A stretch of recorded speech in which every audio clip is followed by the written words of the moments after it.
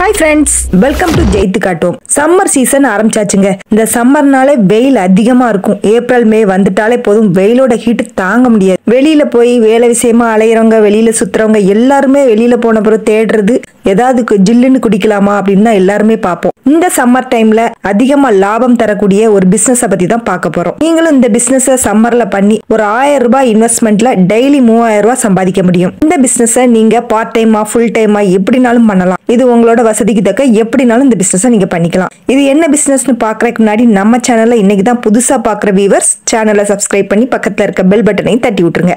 உங்க ஃப்ரெண்ட்ஸ்களுக்கும் இந்த வீடியோவை ஷேர் பண்ணி விடுங்க. இப்ப வாங்க வீடியோக்குள்ள போயிடலாம்.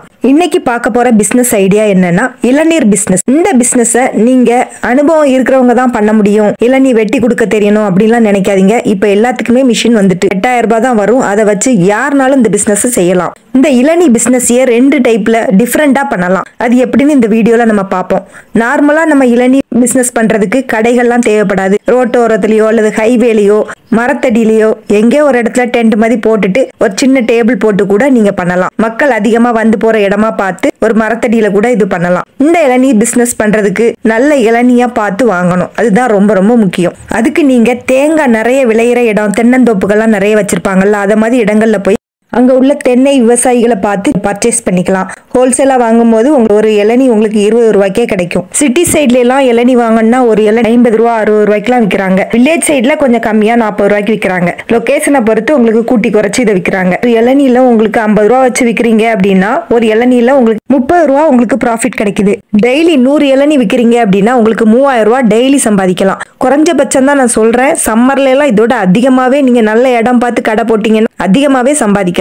பஸ் ஸ்டாண்ட் பக்கம், ஹாஸ்பிட்டல் எல்லாம் பேஷண்ட்களுக்குலாம் இளநீ வாங்கி கொடுப்பாங்க. அப்புறம் காலேஜ் பக்கம், ஒரு பார்க் பக்கம் வாக்கிங் போறவங்க எல்லாம் வாங்கி சாப்பிடுவாங்க. இப்படி நல்ல இடமா பார்த்து செலக்ட் பண்ணி நீங்க கடை போட்டீங்க அப்படின்னா நல்ல ஏர்ன் பண்ணலாம். இதை எப்படி டிஃப்ரெண்டா பண்ணலாம் அப்படின்னு பாத்தீங்கன்னா, இந்த இளநியை சும்மா சாதாரணமா வெட்டி கொடுக்காம இளநீ சர்பத் போட்டு கொடுக்குறாங்க.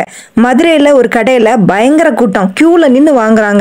என்னன்னு பார்த்தா இளநீ சர்பத் நல்ல டேஸ்டா இருக்கு, டிஃப்ரெண்டா இருக்குது. இளநீர்ல உள்ள தண்ணியை ஒரு கிளாஸ்ல ஊத்தி அது உள்ள வழுக்குன்னு சொல்லுவாங்கல்ல, அந்த தேங்காய் அதையும் சின்ன சின்னதா கட் பண்ணி உள்ள போட்டு கொஞ்சம் நன்னாரி எசன்ஸ் ஊத்தி ஐஸ் கியூப் போட்டு அதை கொடுக்குறாங்க. இது நல்ல டேஸ்டாவும் இருக்குது, டிஃப்ரெண்டாவும் இருக்கு. இதை வாங்கி குடிக்க மக்கள் கூட்டம் அவ்வளோ அலை மோதுறாங்க.